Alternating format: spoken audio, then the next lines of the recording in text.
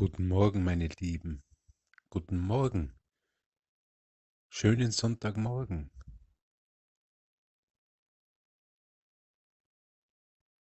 Schönen Gottesdienst. Wir halten heute wieder Gottesdienst. Danke, dass du hier bist. Danke, dass du mich begleitest. Danke, dass du mir die Möglichkeit gibst, mich zu erinnern. Was heißt es, Gott als Dienst, Gott zu dienen?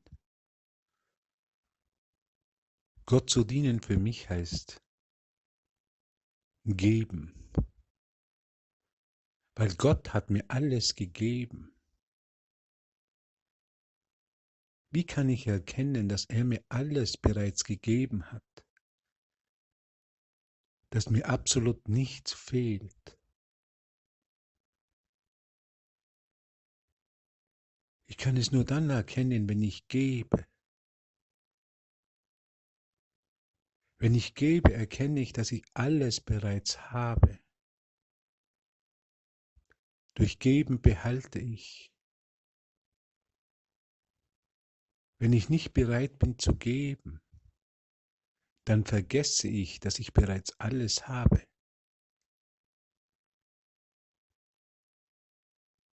Und dann kommt die Idee des Haben-Wollens. Was ist das Ego? Das Ego ist die Idee des Haben-Wollens. Ich möchte haben. Ich möchte dies und jenes haben. Diese Dinge und andere Dinge. In Wahrheit sind ja alles nur Ideen. Ideen des Mangels. Ideen, dass ich noch nicht habe. Und dass ich noch mehr brauche. Und kennst du diese Stimme in deinem Geist, die dir immer sagt, du brauchst noch mehr? Ich möchte noch das. Und wenn ich es habe, dann möchte ich noch mehr davon. Oder ich möchte schon wieder was anderes. In der Bibel wurde noch das Wort Teufel verwendet. Das wäre, was der Teufel wäre. Diese Stimme, die immer mehr will. Diese Stimme, wo Jesus in der Wüste war für 40 Tage. Und die Stimme gehört hat, ihm seine Stimme im Geist, ihm gesagt hat, du könntest noch das haben. Du könntest noch ein König sein, in goldenen Palästen wohnen. Du könntest noch weiß nicht was haben. Und das neue iPhone. Du könntest noch goldene Löffel, ein goldenes Bad haben. Und so ist das Ego die Idee des Haben-Wollens, des noch nicht, ich habe es noch nicht, ich möchte es noch haben.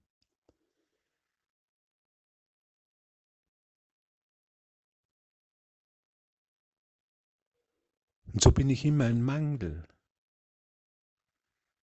Und so erhalte ich mich getrennt von meiner Quelle. Und das ist, was müde macht. Und als Helen Jesus gefragt hat, warum brauchen wir denn diesen Kurs? Dann hat er gesagt, weil die Welt müde ist, weil du müde bist. Du bist müde, diese Stimme in dir zu hören, die nie genug hat. Besitzen um des Besitzen Willens. Das ist das Credo des Egos. Ich will etwas besitzen, weil ich mir davon die Erfahrung von Glück, von Frieden und von Geliebtsein erwünsche und erhoffe.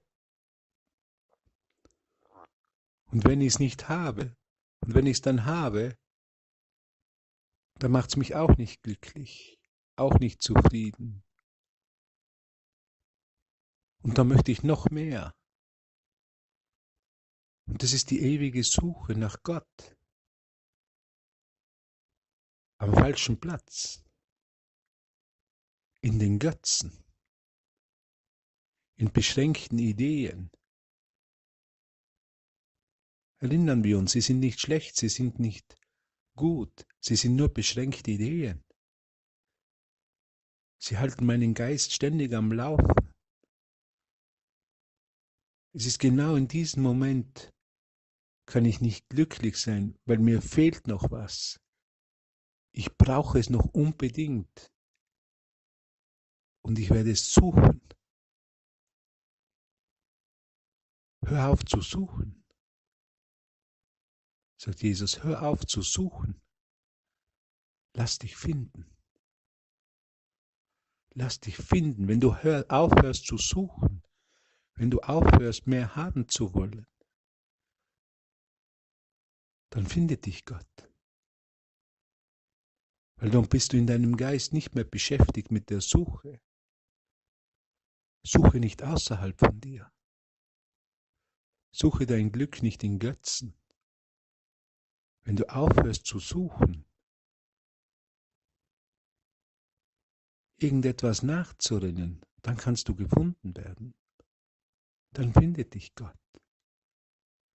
Wenn du mit leeren Händen kommst,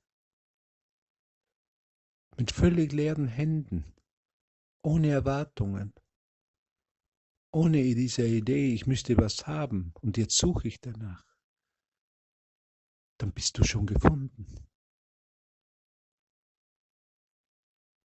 Suche nicht, denn du bist schon gefunden. Lass dich finden, jetzt hier in diesem Gottesdienst. Du bist gefunden. Die Wahrheit ist nie weggegangen. Ich habe nur darauf vergessen, dass ich bereits alles habe, weil ich nach etwas noch gesucht habe. Es ist ganz anders, als man denkt. Die Bibel und der Kurs bieten mir eine vollkommene Berichtigung an. Jesus ist im Kreis stehen geblieben für 40 Tage, hat sich mit seiner inneren Suche beschäftigt. Und das Symbol des Kreises war, ich suche nicht mehr, ich bewege nicht mehr, ich bleibe stehen. Ich lasse mich von Gott finden. Und ich wurde bereits gefunden, weil ich in Wahrheit niemals verloren war. Für Gott, für die Liebe, für das Himmelreich. Du hast den Himmel niemals verlassen. Ich habe den Himmel niemals verlassen. Ich habe mich nur bezüglich falscher Ideen, des Habenwollens, vergessen, dass ich im Himmel bin. Und so dient dieser Gottesdienst der Erinnerung. Und so dient jeder Gottesdienst der Erinnerung.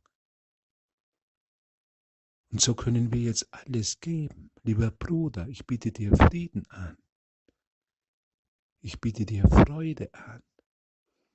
Ich biete dir Liebe an. Ich will nur geben, weil ich bereits alles empfangen habe. Und durch mein Geben erkenne ich, dass ich bereits alles empfangen habe. Dass es mir an nichts fehlt.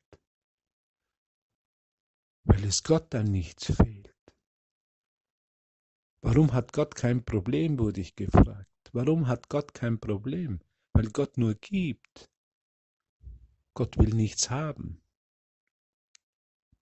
Gott nimmt nichts weg. Gott gibt nur. Bist du auch bereit, nur zu geben? Um zu erkennen, dass du alles bereits empfangen hast. Deshalb sind Geben und Empfangen eins. Geben und Empfangen sind eins. In dem Moment, wo ich gebe, erkenne ich, dass ich alles empfangen habe. So kommen wir heute zu diesem Gottesdienst nicht, um irgendwas zu bekommen, sondern es ist die Möglichkeit zu geben. Ich gebe dir mein Selbst. Ich gebe dir Gott, mein Bruder. Ich gebe dir die totale Erinnerung an die Liebe. Ich liebe dich. Ich gebe dir totale Erinnerung an die Freude und an den Frieden. Ich gebe Gott, könnte man sagen. Und in diesem Geben wird die Freude vermehrt. In diesem Geben findet Gottesdienst statt. Und dieser Gottesdienst hat kein Ende, weil das Geben kein Ende hat. Er ist nicht beschränkt auf einen Tag, auf eine Stunde oder 10 Minuten. Es findet ein ständiger Gottesdienst statt, ein ständiges Geben und durch das Geben ein Erinnern. So erinnern wir uns an die Wahrheit jetzt, indem wir geben. Danke, dass du mir das Geschenk machst, dass ich mich dir geben kann. Komplett, ohne irgendetwas zurückzuhalten. Genau hier und jetzt. Mein lieber Bruder, ich gebe dir Liebe und Ruhe und Frieden. Danke für diese Möglichkeit des Gottesdienstes, die Möglichkeit des Gebens, des Dienens, des Erinnerns und des Empfangens durch das Geben. Und so wünsche ich dir heute einen wunderschönen Gottesdienst. In jedem Augenblick kannst du geben. Und geben ist, was Erinnern ist. Heute ist ein Tag des Gottesdienstes, des Gebens, des Erinnerns. Es ist die gleiche Aktion. Selig sind die, die Sanftmut geben. Selig sind die, die Gott geben. Selig sind die, die ihren Glauben, ihre Gewissheit, ihre Liebe ihren Brüdern geben und sich dadurch an sie erinnern. Danke, meine lieben Brüder. Danke für diese Möglichkeit des Gottesdienstes. Ich umarme dich und lade dich wirklich dazu ein, in jedem Moment heute zu geben, im Gottesdienst zu sein, diese Freude, diesen Frieden und diese Liebe zu vermehren.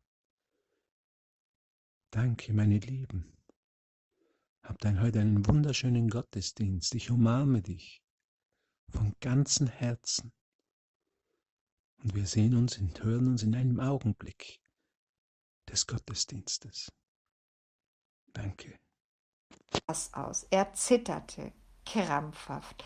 Unsere Gastgeberin, jetzt gefasst und kühl in völliger Furchtlosigkeit, Gesichtszüge und Körper so wundervoll wie aus der feinsten Kamee geschnitten, bot hierzu einen erstaunlichen Kontrast. Wir wollten den Mann sogleich aufheben, obschon dem Gedanken kein Ausdruck gegeben worden war, erhob unsere Gastgeberin ihre Hand und gebot uns, innezuhalten.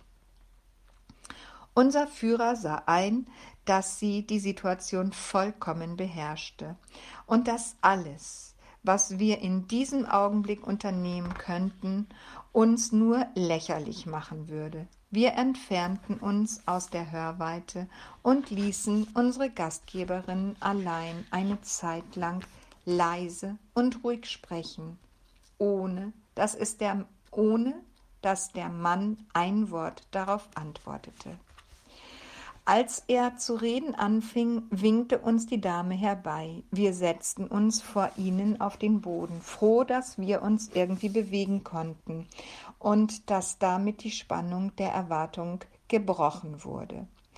Der Bandit erklärte, er habe von seinen Vorgesetzten die Erlaubnis erbeten, als Friedensvermittler hierher geschickt zu werden und damit er die Leute zur Übergabe des Schatzes, der im Taukreuztempel versteckt sei, bewegen könne. Die Räuber seien übereingekommen, die Dorfbewohner, sobald diese den Schatz herausgeben würden, nicht länger zu belästigen und alle Gefangenen, nach seiner Behauptung über 3000, freizugeben, die Gegend sogleich zu verlassen und deren Einwohner von da an nie wieder zu bedrohen.